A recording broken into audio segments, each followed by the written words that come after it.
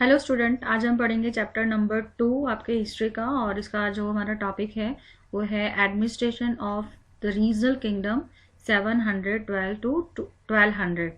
तो ये आज हमारा टॉपिक है और इसमें हम रीजनल किंगडम्स के बारे में पढ़ेंगे, खास करके कौन कौन से रीजनल किंगडम्स हुए हैं और उनके एडमिनिस्ट्रेशन किस प्रकार से चलता है। तो वो सारी चीज़ हम पढ़ेंगे जो कि 700 से लेकर 1200 तक का है, सीई तक का। These new kingdoms were marked by the rise of समंताज। और ये जो नए नए किंगडम्स थे ये इनका जो उदय हुआ था ये समंताज के थ्रू हुआ था। समंताज कौन थे? तो इसके बारे में आपसे पूछा जाता है हु वाज समंताज। तो समंताज जो थे ये वॉरियर चीफ हुआ करते थे अलग अलग रीजन्स के ऑफ द सब कॉन्टिनेंट्स के। तो दे वर फेडेटरी रूलर्स, ये फेडेटरी रूलर्स थे। फेडेटरी हम बोलते हैं person who hold land under the condition of federal system. Federal system के अंडर में जो इसका जो कंडीशन अंडर में इनके जो फेडरल सिस्टम के जो कंडीशन है उसके अंडर में जिनके पास जमीनें होती हैं उनको हम फेडेटरी बोलते हैं। ठीक है, तो फेडेटरी रूलर्स थे ये लोग एंड सबऑर्डिनेट टू किंग। तो इसको हम बोल सकते हैं ये फेडेटरी, यानी कि ऐसे लोग थे जिनके पास लैंड्स थी फेडरल सिस्टम के अकॉर्डिंग, और ये सबऑर्डिनेट थे किंग के, मतलब सहायक थे राजा के। और इनसे एक्सपेक्टेशन की जाती थी कि या ये लोग जो थे वो मिलिट्री प्रोवाइड किया करते थे वॉर के टाइम में राजा को।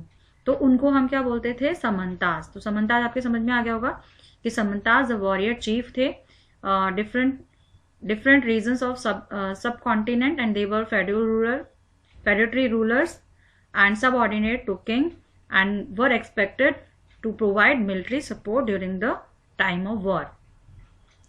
The king granted the samantas, जो अब इसके बदले में, क्योंकि समंता इनको लड़ाई में जो सेना वगैरह थे प्रोवाइड करते थे, यहाँ मिलिट्री प्रोवाइड करते थे, तो जो राजा थे वो क्या करते थे, राजा ने समंतास को जो लैंड थी वो ग्रांट की। ग्रांट मतलब एक तरह से दे देना खुश होकर के, और ऐसी लैंड थी जिसका कि कोई from which they could collect taxes.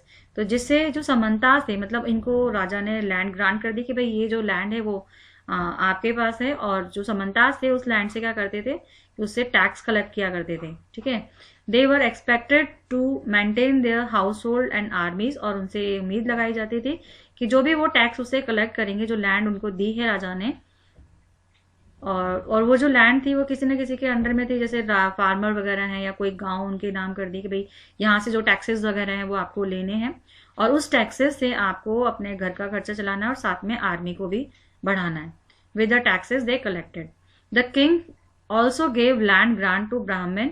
और जो राजा था वो जो लैंड वगैरह थी ब्राह्मणों को भी दान में दिया करते थे, और जो लैंड ब्राह्मणों को देते थे उनसे कोई भी टैक्स नहीं लिया जाता था। यानी ब्राह्मणों को जो दान की गई लैंड है उससे कोई टैक्स नहीं लिया जाता था, उसको ब्राह्मदेव भी बोलते थे।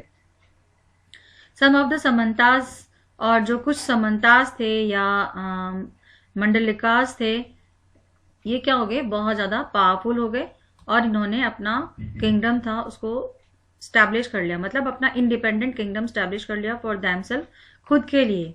जैसे कि थे दंती दुर्गा। आपने दंती दुर्गा के बारे में पढ़ा था मेरे पहले वीडियोस में, मैंने आपको बताया था दंती दुर्गा कौन थे। And they also adopted grander titles, और साथ साथ में इन्होंने बड़े बड़े टाइटल्स भी लिए, जैसे कि महा समंताज एंड महा मंडलेश्वराज। तो ये इसका मतलब होता है the great Lord of circle और रीजन, यानी कि वहां का उस सर्कल का बहुत बड़ा व्यक्ति या उस रीजन का बहुत बड़ा व्यक्ति। ठीक है, ग्रेट लॉर्ड है वो वहां का। The king positions remain powerful, और जो राजा की जो पोजीशन थी वो पावरफुल हुआ करती थी। His prestige depend on his success in the war, और जो उसकी प्रेस्टेज थी राजा की वो किस पर डिपेंड हुआ करती थी कि वॉर में जीत जाता है तो उसकी जो प्रेस्टेज थी वो बढ़ जाती थी। And the size of the kingdom, या कितना बड़ा साइज है किसी राजा के पास, उस पर डिपेंड हुआ करती थी। तो usually the king was succeed by the eldest son. खासकर क्या होता था कि जो राजा होते थे, राजा के बाद उनका जो बेटा था वो उनका सक्सेसर बनता था, और बेटा भी कौन सा, बड़ा वाला बेटा। But there were cases of coups. तो ऐसे कुछ केसेस हैं। कॉप मतलब होता है a sudden take over of leadership और पावर, अचानक से पावर को ले लेना, उसको कॉप्स कहा जाता है। तो कभी कभार ऐसा होता था कि अचानक से पावर ले ली जाती थी, किसके through? Organised by other family member, या तो कोई दूसरा परिवार का जो सदस्य था वो उनसे पावर छीन लेता था।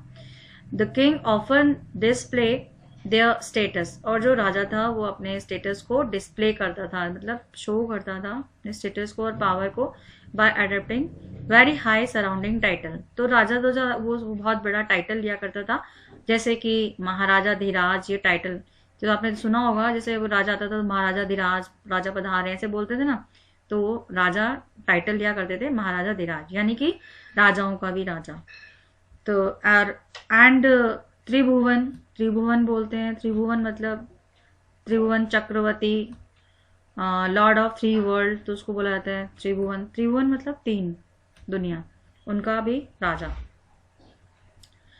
तो ये सारे वो टाइटल लेते थे। The sources of such information, जो सोर्सेज थी ऐसे इंफॉर्मेशन की, आर प्रशस्ति, मतलब इन सब के बारे में कि राजा ये टाइटल्स लेते थे या राजा के राज कौन कौन से थे, इन सब के बारे में जो सोर्सेज या इंफॉर्मेशन मिलती है वो प्रशस्ति से मिलती है। अब प्रशस्ति क्या होता है? तो द प्रशस्ति कंटेन डिटेल, जो प्रशस्ति है वो डिटेल रखती है अपने अंदर, मतलब उसके अंदर डिटेल मिल जाता है ऑफ लाइव्स ऑफ रूलर्स, के राजाओं के जीवन के बारे में और उनके फोर फादर, उनके जो पूर्वज हैं उनके बारे में। Some information in these prashastis may not be actually true, और इन प्रशस्तिज के अंदर कुछ जो इंफॉर्मेशन थी वो ज्यादा ट्रू नहीं हुआ करती थी, because they were written in the way, क्योंकि वो इस प्रकार से लिखी जाती थी, the ruler wanted to depict themselves, कि जो रूलर था वो वैसा ही लिखवाता था जैसा वो चाहता था, मतलब रूलर को खुश करने के लिए वो लिख दिया करते थे। तो प्रशस्ति almost always praise the action of ruler, तो प्रशस्ति के अंदर क्या लिखते थे कि हमेशा राजा की तारीफ लिखा करते थे।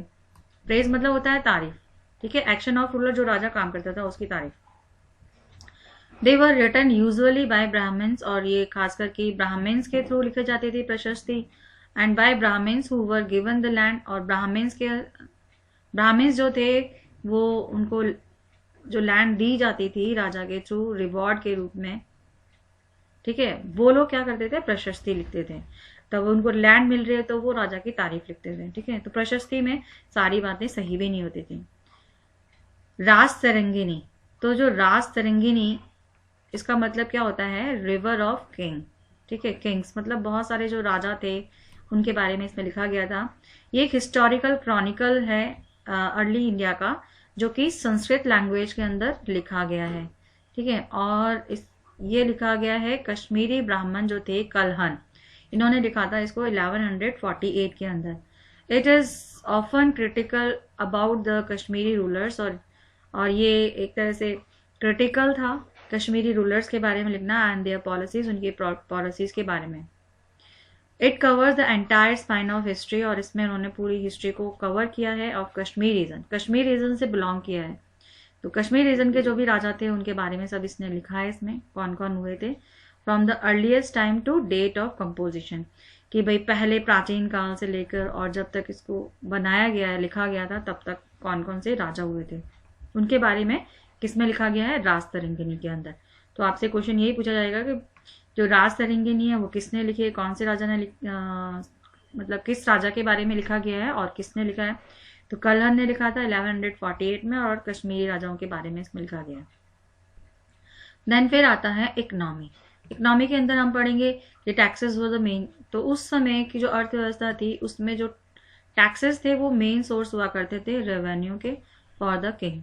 राजा जो भी रेवेन्यू लेता था, ठीक है, लगान वगैरह लेता था, वो टैक्सेस के थ्रू होते थे, and this revenue was used for maintaining, और ये जो रेवेन्यू वो लेता था, जो लगान वगैरह लेता था राजा, उससे क्या करता था कि वो